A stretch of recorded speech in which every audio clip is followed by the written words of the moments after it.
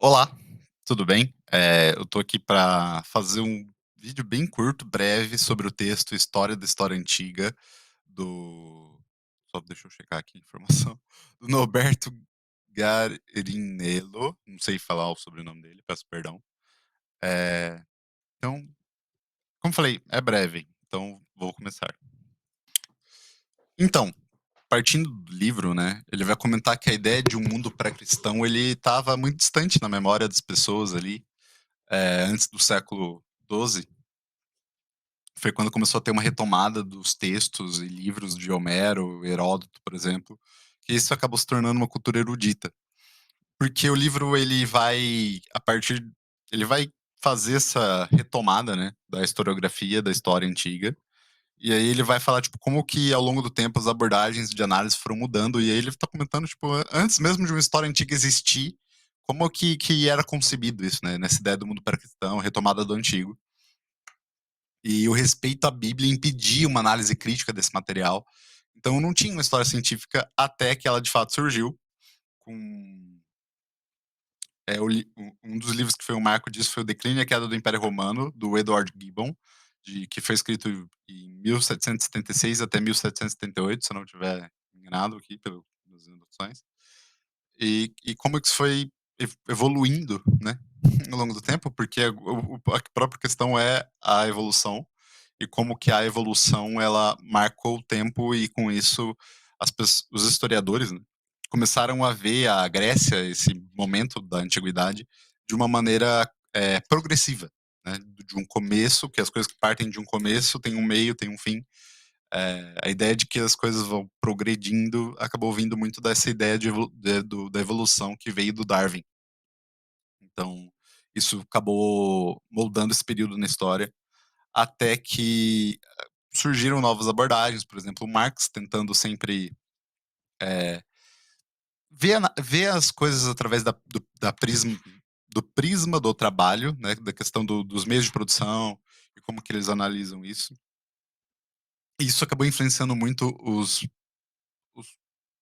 todo um grupo de historiadores que vieram depois, que foram influenciados muito também pela Revolução Russa, tipo, analisar os modernistas como não sei falar o nome, Rostovtsev, não sei, perdão, que são pessoas que foram influenciadas pela Revolução Russa, que acabaram tentando analisar a história antiga, através dessa questão dos modos de produção, de luta de classes, sabe, tipo, e tentar ver o declínio do Império Romano através desse prisma, da questão da luta de classes, de como que isso acabou levando, né, ao declínio do Império Romano. A gente também tem o Finlay, que ele acabou mudando um pouco a questão e tentou unificar a questão da história antiga no mundo greco-romano. Por exemplo, em vez de analisar as coisas separadamente, ele unificou com e tentando definir por economia, por sociedade, por uma psicologia própria que esse mundo greco-romano tem. Ele fugia de tentar relacionar o capitalismo com a economia da época, como os marxistas faz. O Finlay, ele tentou ver por um outro prisma essa questão da economia. A escola de Paris a escola de Paris, ela surge com uma ideia de uma análise cultural, que vai começar a pensar, tipo, como que esse mundo, a expressão, a dimensão do homem grego é refletido pela religião grega, né? Como que a religião acabou afetando todas as dimensões daquela época, entendeu? Então, a Escola de Paris, ela parte dessa ideia um pouco. O Vernan, né? O Vernan que afirmou isso. E aí a gente vem também, como vai evoluindo, a ideia do Ocidente em crise, que, tipo, hoje em dia a gente. Eu falo hoje em dia porque a ideia do Ocidente em crise ela é um processo gradual e ainda continua até hoje, que é a ideia de descolonização da história. Tipo, a gente tirar da cabeça de que ah, certo grupo é mais superior que outro, e existia essa ideia em relação à Grécia Antiga, essa ideia de superioridade, essa ideia por causa da democracia e vários valores, e isso está sendo desmistificado e, como o termo diz, descolonizado, Então isso acabou sendo está sendo positivo e está acontecendo ainda, essa ideia. E a gente também tem a questão da história cultural para cada vez mais, né, presente, que lá para 1980, é bem recente. E a ideia é que, tipo, sai a ideia de classe, sai a ideia de você tentar analisar isso através de sociedade e economia, e a ideia de tentar analisar por identidade. Você pensar como uma identidade do grego, entendeu? Porque, tipo, a gente tem até hoje a ideia de estudar Grécia, quando pensa em Grécia Antiga, Atenas e Esparta, sendo que na verdade é muito mais do que isso, né? A gente sabe que tem várias cidades-estados, várias polis. Então, a gente acaba diversificando mais com isso, sabe? Tipo, a gente tá abrindo essas questões. Tipo, eu tô falando a gente, e não me entendam mal, mas ao mesmo tempo não me entendam bem, não sei. Mas, tipo, a ideia dos historiadores, como que a pesquisa, os pesquisadores da área, que no caso não sou eu, por isso que eu tô, por isso que eu tô me corrigindo, eh, acaba vendo tudo isso, entendeu? E para fechar, o autor ele comenta das novas balizas, né, que são o que está sendo estudado hoje e para onde pode ir a pesquisa na área da história antiga, né. Eu não vou como eu falei, esse é um vídeo curto, esse é um vídeo breve, o texto ele é muito melhor em passar o conteúdo.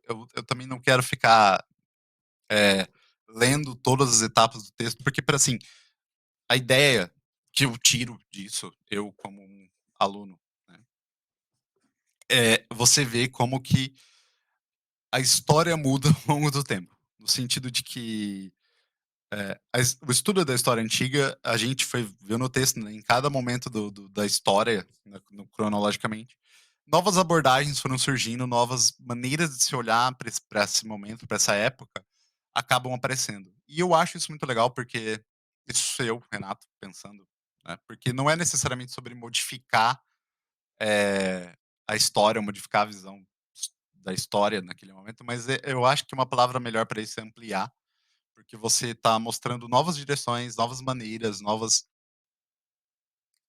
pontos de vista de você olhar aquele mesmo assunto, aquele mesmo material, e conseguir tirar algo diferente, entendeu? Tipo, eu acho isso muito, muito positivo. Enquanto eh, os marxistas eles estão analisando a Grécia, a antiguidade, através pensando nas questões de meio de produção, luta de classes, o Finlay ele quer tentar de um outro modo, ele vai fugir da ideia de tentar encaixar a ideia do capitalismo, porque era uma outra forma de você não é a questão daquele anacrônico, né, o Marx não existia, a ideia de marxismo não existia, você tentar encaixar um conceito de hoje naquela época, sempre vai ser um desafio, mas ao mesmo tempo isso sempre acontece, porque todo o material ele é fruto do seu tempo, então, mesmo que seja uma análise, essa análise ela tá vinculada ao momento que ela foi produzida, que nem a época da que o autor, comenta da época da evolução, então começa a se ver a antiguidade de maneira progressiva. Tô ficando repetitivo já, mas a questão é, isso que é interessante, essas possibilidades, eh, ev eu já ia falar evoluções, mas como essas ampliações, essas diversificações que a história permite de se poder analisar. Eu acho isso muito legal. Eu acho que isso que vale a pena prestar atenção no texto e como que cada momento vai trazendo isso de maneira diferente. Então, pensando no hoje, pensando no futuro, mais ou menos, o que que essas novas balizas podem fazer? O que que hoje tem uma frase que tá no texto, talvez eu esteja distorcendo ela um pouco, mas o que que o hoje pergunta ao mundo antigo? Entende? Tipo, eu gosto dessa ideia, sabe? O que que o hoje tá perguntando ao passado? O que que o passado tem a contar pra hoje, pra gente? Então, é um pouco isso.